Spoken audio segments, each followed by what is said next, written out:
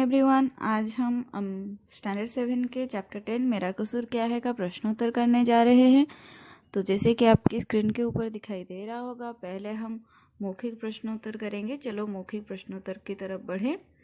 तो आपके बुक से देख सकते हो, पहला मौखिक प्रश्न दिया है कि पाठ में किस राष्ट्रीय उद्यान की घटना वर्णित है, जिसका उत्तर होगा पाठ में दुधवा राष्ट्रीय उद्यान की घटना वर्णित है। ख नंबर, बैलगाड़ी चालक काटवागटिया पुल के निकट क्यों गया था, इसका उत्तर होगा बैलगाड़ी चालक काटवागटिया पुल के निकट बैलों के लिए जंगल की हरी घास लेने गया था। प्रश्न ग, बाघ ने कुल कितने आदमियों को मारा? बाघ ने कुल 4 आदमियों को मारा। घ, जो बाघ आदमियों का शिकार करे उन्हें खाने लगता है उसे क्या कहते हैं? घ, जो बाघ आदमियों का शिकार कर उन्हें खाने लगता है उसे आदमखोर कहते हैं। अभी हम प्रश्न सही गलत की ओर बढ़ेंगे।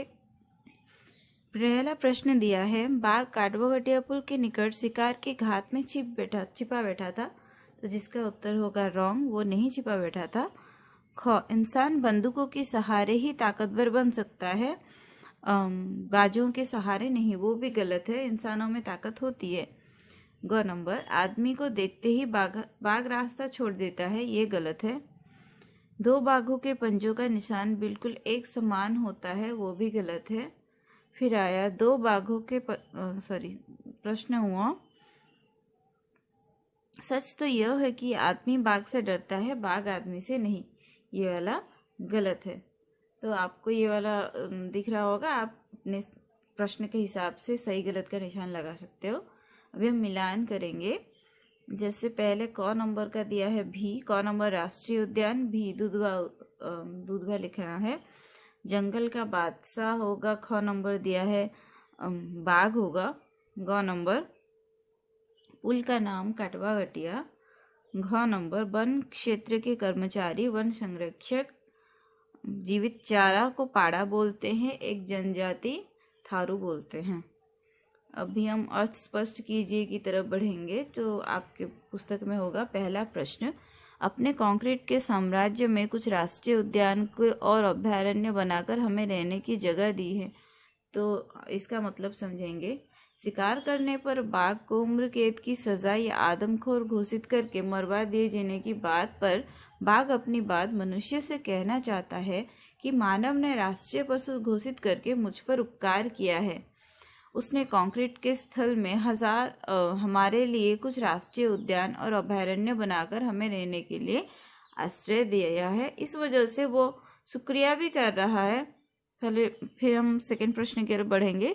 उस अपरिचित चेहरे 1.5 मीटर ऊंचे, लंबी फांकदार उंगलियों और सबरी हुई जुल्फों वाले जीव में मेरी कोई रुचि भी नहीं थी, तो जिसका उत्तर हम करेंगे अभी।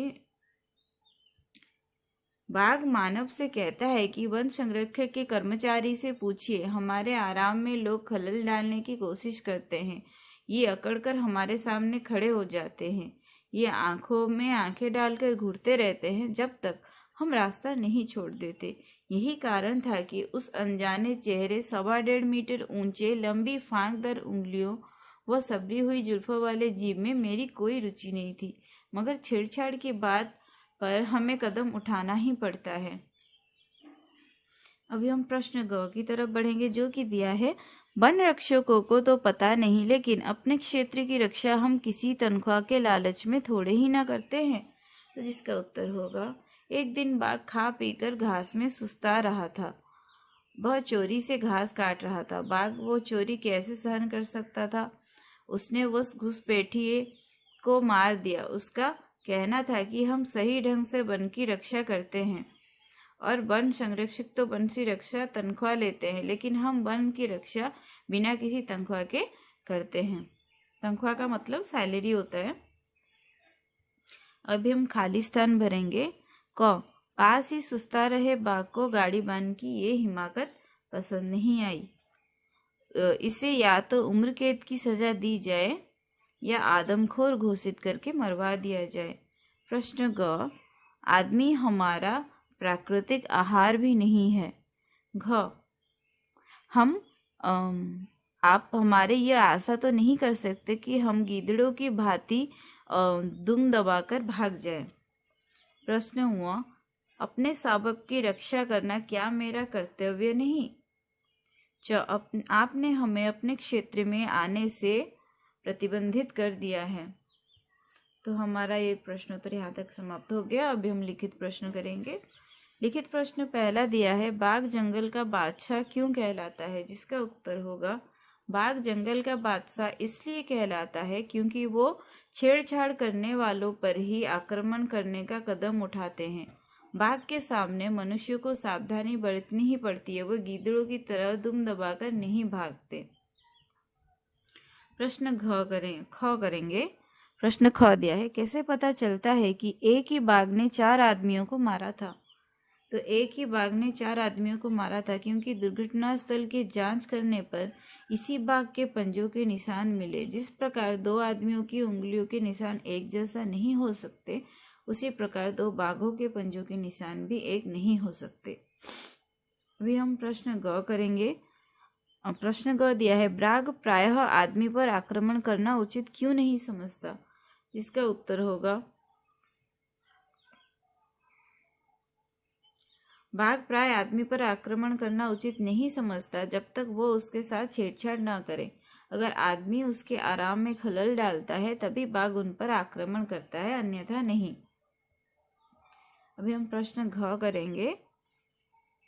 बाघ ने 4 व्यक्तियों को मारा, क्यों मारा? तो जिसका उत्तर होगा, एक ही बाघ ने 4 आदमियों को इसलिए मारा था क्योंकि सुस्ता रहे इस बाघ को गाड़ीबान की ये हिमाकत पसंद नहीं आई थी। बिना चेतावनी दिए उसे मार दिया। एक आदमी घास लेने के लालच में राष्ट्रीय उद्यान में घुस गया था। एक आदमी बाघ के शावक के खेल में बाधक बना। थारू जाति का एक आदमी ने ताल में घुसने का दुस्साहस किया, इसलिए उन सभी को मारा।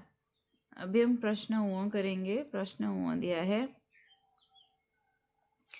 बाघ के स्वभाव के बारे में आपको पाठ से क्या जानकारी मिलता है? इसका उत्तर होगा, बाघ के स्वभाव के बारे में पाठ से हमें ये जानकारी मिलता है कि उससे डरने की कोई आवश्यकता नहीं है। आदमी उसका प्राकृतिक आहार भी नहीं है। सच तो ये है कि बाघ स्वयं आदमी से डरते हैं, आदमी को देखकर रास्ते से हट जाते हैं। अभी हम दीर्घ उत्तरित प्रश्नोत्तर करेंगे। पहला प्रश्न, बाघ कब आदमखोर घोषित किया जाता है?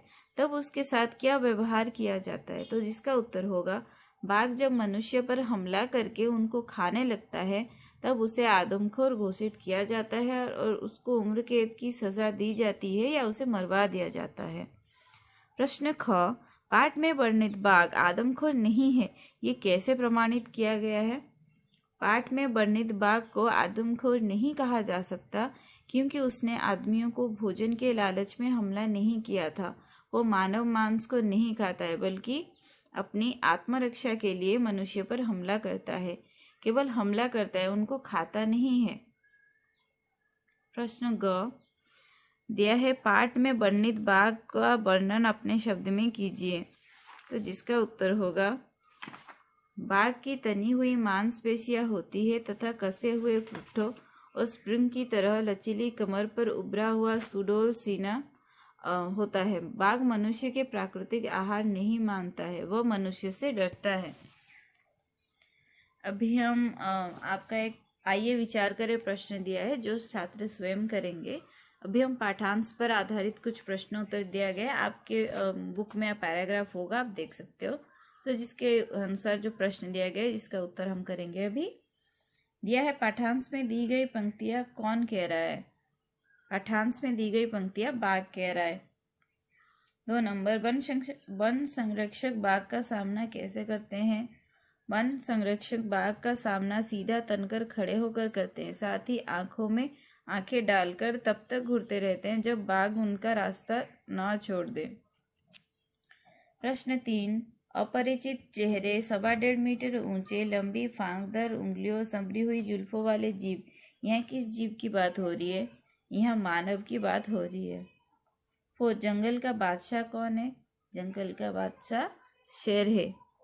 5 नंबर, दुम दबाकर भाग जाना का अर्थ है डरकर भाग जाना। अभी कुछ शब्द दिए गए हैं जिसको हमें समस्त पद लिखना है। समस्त पद आपको पता है, दो शब्दों को मिलाकर जब हम एक शब्द बनाते हैं उसको समस्त पद कहते हैं। जैसे दिनों दिन, दिन ही दिन में, जिसका उत्तर होगा दिनों दिन। ख, बैलों की गाड़ी बैलगाड़ी। एक एक प्रत्येक। बाघ का परिवार बाघ कुटुंब। फिर आया वन्य में रहने वाले जीव वन्य जीव। वन के संरक्षक वन संरक्षक। अभी हम प्रश्न 2 करेंगे। आपको कुछ शब्द दिए गए हैं जिसके लिए आपको विशेषण शब्द का प्रयोग करना है। जैसे रोमांचकारी के लिए दृश्य, प्राकृतिक आहार, राष्ट्रीय उद्यान, आदमखोर बाघ, नवजात शिशु, लचीली कमर, बेफिक्र चाल, सुडौल सीना, कच्ची सड़क। अभी हम प्रश्न 3 करेंगे जो दिया है, शब्दों के संधि विच्छेद करो। तो अभयारण्य का होगा अभय जोड़ अरण्य अभयारण्य। सदैव का होगा सदा जोड़ एव सदैव। महोत्सव महा जोड़ उत्सव महोत्सव। इति जोड़ आदि इत्यादि। उल्लास उत जोड़ लास उल्लास। संयोग सम जोड़ योग संयोग। तो आज का प्रश्नोत्तर हमारा समाप्त हो गया। तो छात्र इसके अनुसार प्रश्नोत्तर कर सकते हैं। Thank you everyone.